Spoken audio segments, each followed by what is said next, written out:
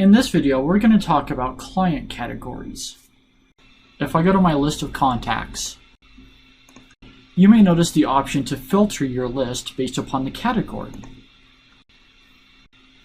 When you're adding or editing a contact or a company or a prospect, you will find this category drop-down. You could define what category you want to place this contact under.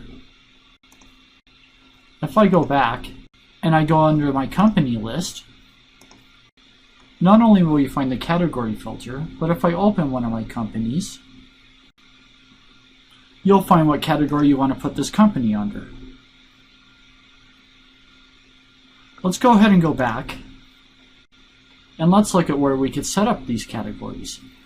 Under the configuration menu, under client related, we'll find our client categories.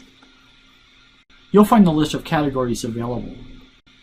For each category, you can mark if it's available for contacts, companies, or prospects. Another great thing about categorizing contacts is if you want to set up security. We'll find that if we go under our security, under our user groups, and we open up one of our user groups, you could go under the contact categories and define what categories this group has permission to see. Remember to visit the Help menu to find even more information, including how-to articles and videos on how to make NextEra Office work best for you.